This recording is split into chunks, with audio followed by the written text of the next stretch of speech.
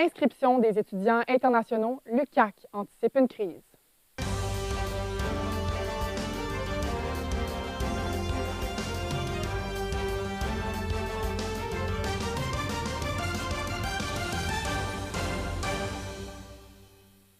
Bienvenue à votre web journal de l'APIJ en direct. L'Université du Québec à Chicoutimi recense une diminution de 80 des demandes d'inscription d'étudiants internationaux comparativement à pareille date l'an dernier. Ces statistiques inquiètent l'administration qui envisage de procéder à des ajustements importants. Virginie Maillot, comment expliquer une diminution si importante?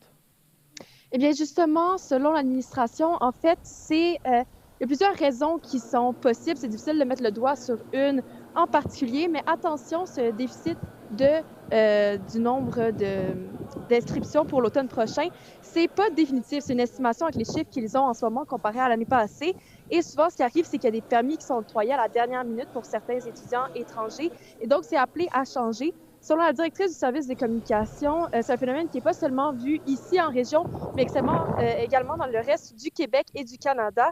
En fait, c'est les politiques fédérales et provinciales qui sont la majeure cause, selon elle. On a mélangé un petit peu les concepts, c'est-à-dire qu'on a parlé de politique d'immigration d'une part. Les étudiants internationaux, ce ne sont pas des immigrants nécessairement. Non. On a fait un mélange un petit peu de tout ça, là. Alors, c'est sûr que ce qui s'est rendu probablement là, auprès de nos partenaires ou de nos futurs étudiants, c'est qu'on se repositionnait en termes de fermeture de porte un petit peu. Virginie, si cette tendance se maintient, quels seront les impacts pour l'UQAC? Eh bien, il y en aura beaucoup des impacts parce que, rappelons-le, l'UQAC, c'est l'établissement dans le réseau des universités du Québec qui accueille le plus grand nombre d'étudiants étrangers. Donc, ça va se sentir au niveau des programmes qui auront besoin de certains ajustements, indépendamment lesquels. En fait, il y a certains programmes qui sont majoritairement constitués d'étudiants étrangers. On peut penser, par exemple, au programme de cosmétologie qui est constitué d'une petite cohorte qui est majoritairement des étudiants français. Donc, l'avenir va être incertain pour ce genre de programme-là. Il y a également le côté financier.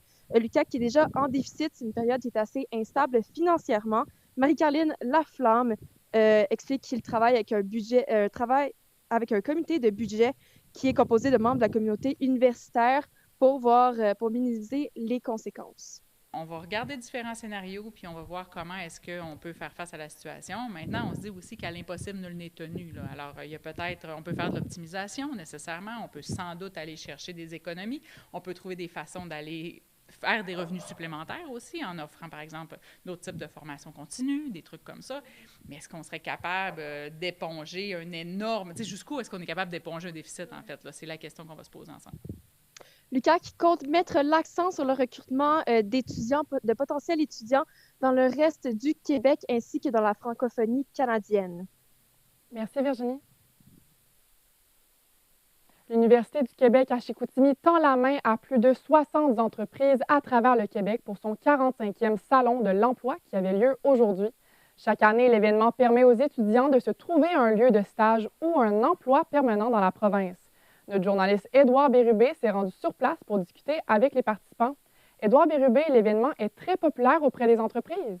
En effet, Elisabeth, à l'automne, il y avait eu le Salon de l'emploi étudiant de l'engagement. Et puis aujourd'hui, l'événement est encore plus gros que le précédent, car il y a plusieurs nouveautés, comme l'ajout d'un emplacement avec un photographe pour des photos professionnelles, l'ajout d'une section pour les services communautaires. Et il y a aussi une conseillère en immigration qui est disponible sur place pour les étudiants internationaux. Ainsi, pour cette 45e édition, avec la multitude d'entreprises présentes sur place, l'événement est à capacité maximale. Aussi, des entreprises à travers la province se sont déplacées pour offrir des postes aux étudiants, comme le mentionne le directeur du service aux étudiants de l'UQAC, Dave McMullen. C'est une invitation qui est faite à la grandeur de la province. On a même des entreprises du territoire du Nord-Ouest qui sont ici présentes, de Montréal, un peu partout au Québec, du Bas-Saint-Laurent, Côte-Nord également, qui viennent pour chercher nos finissants et combler leurs besoins en main-d'œuvre. En fait, le Salon de l'emploi à l'UQAC est l'opportunité pour les étudiants de se trouver un emploi ou un stage, mais surtout pour les entreprises de se trouver, de recruter de la main-d'œuvre qui est en voie d'obtenir leur diplôme. Alors, sur place, les représentants ont beaucoup de compétition avec les autres entreprises présentes sur place pour combler les postes qu'ils ont à offrir. Ainsi, je me suis entretenu avec des employeurs concernant la pénurie de main-d'œuvre.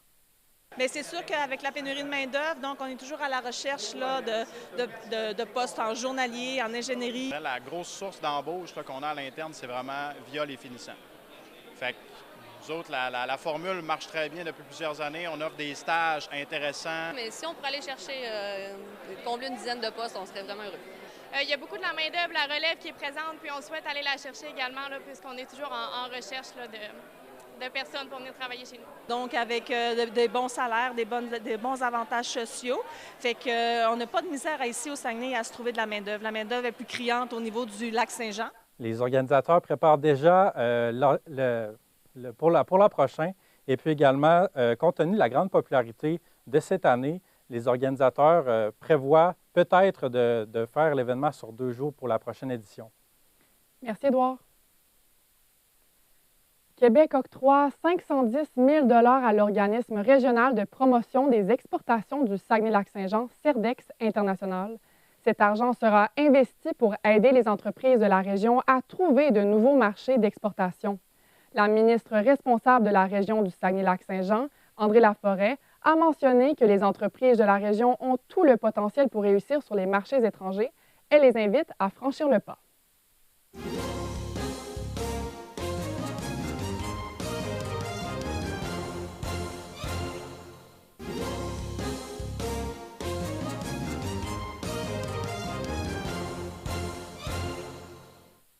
La semaine du patrimoine a débuté dimanche à Saguenay au programme archéologie, exposition, conférences, mais aussi de la littérature.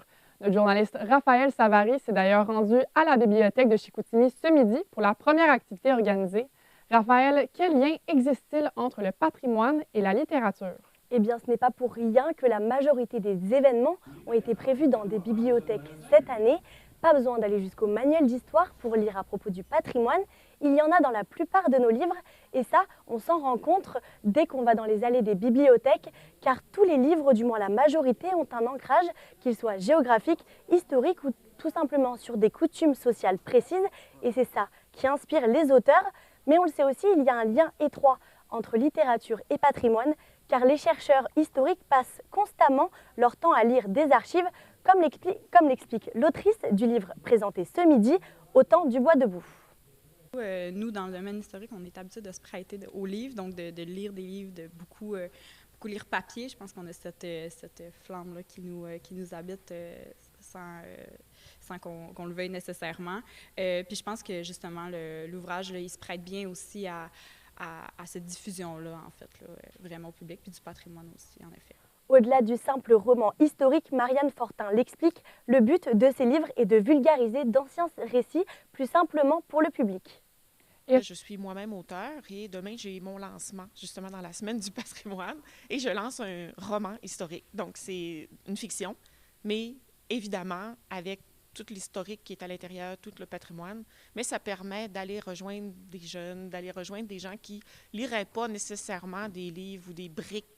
Alors, comme l'explique Juliane Bouliane, elle espère que, par exemple, les jeunes vont pouvoir se comparer à son roman fiction par rapport au personnage principal, qui est Emma Potvin, une jeune fille de 16 ans, car le but de ces livres est tout simplement de vulgariser au plus grand nombre.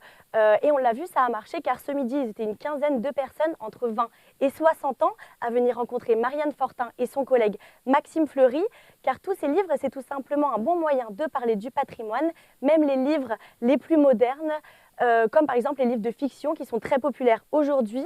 C'est notamment le but de cette semaine-là de mettre la jeunesse au cœur de ces livres, car la ville de Saguenay s'est associée à beaucoup d'écoles.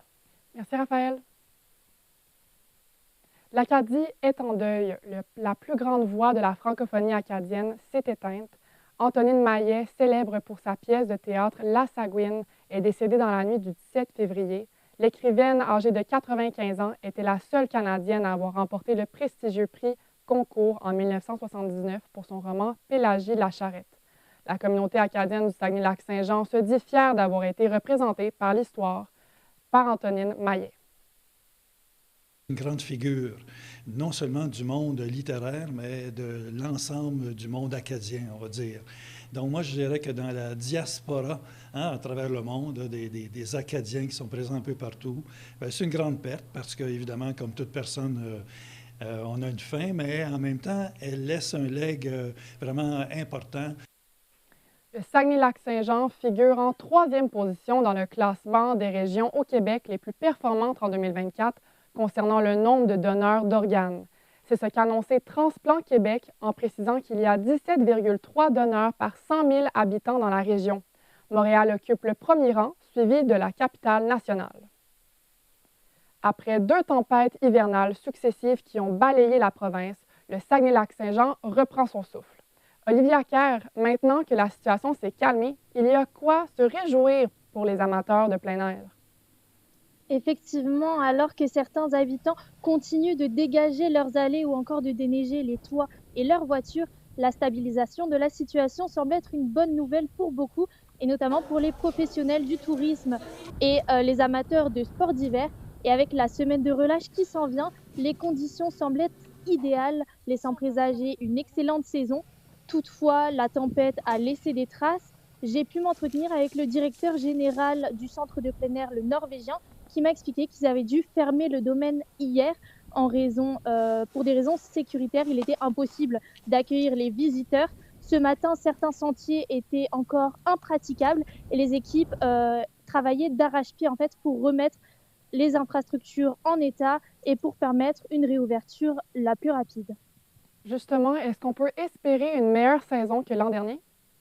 Absolument. On se souvient de la saison dernière qui était assez critique puis du fait du faible enneigement.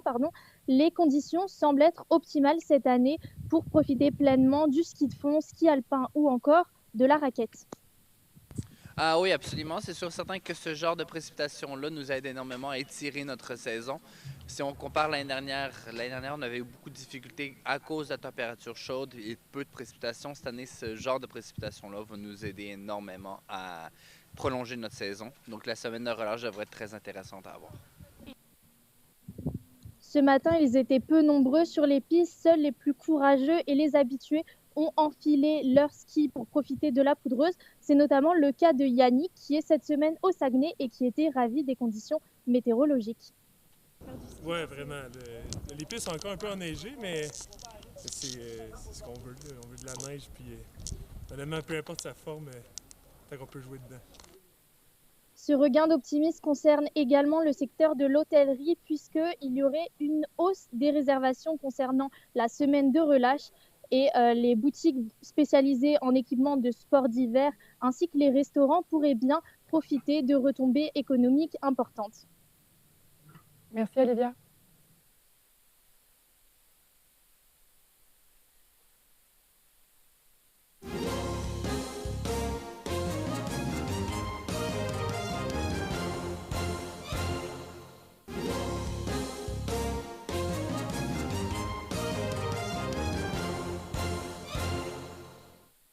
À la météo maintenant, vous n'avez toujours pas fini de pelleter. Alice, de la neige est encore attendue dans les prochaines heures? Oui, en effet, les précipitations vont continuer jusqu'à demain midi alors que 2 à 5 cm de neige sont attendus dans la région du Saguenay-Lac-Saint-Jean. Plus de 25 cm sont tombés depuis dimanche dans la région, tout pour plaire aux amateurs de sports d'hiver. Des vents de 30 km/h avec des rafales jusqu'à 50 sont à prévoir, ce qui pourrait amener de la poudrerie à certains endroits. Toutes les routes sont quand même ouvertes, donc la vigilance est de mise. Québec 511 mentionne présentement sur son site Internet que la visibilité pourrait être nulle à certains endroits, donc ça pourrait amener la fermeture de certaines routes. À l'est du Québec, la situation est assez particulière. En 2 jours, la ville de Gaspé a reçu plus de 75 cm de neige et on peut le voir sur les images et la plupart des écoles sont encore fermées. Mais je reviens à Saguenay du côté de la température. Le mercure va grimper au courant de la nuit et il va faire moins 11 à Alma et à Dolbeau-Mistassini. Ça va être également le moins 10 degrés. Demain matin, demain dans la journée, en fait, pour ces 3 villes, Environnement Canada prévoit un minimum de moins 9 degrés avec un maximum de moins 5. Le refroidissement aérien va quand même être de moins 15 degrés, même si le vent va légèrement diminuer. Les prochains jours devraient être un peu plus cléments et on pourrait apercevoir quelques rayons de soleil vendredi et dimanche. Merci Alice.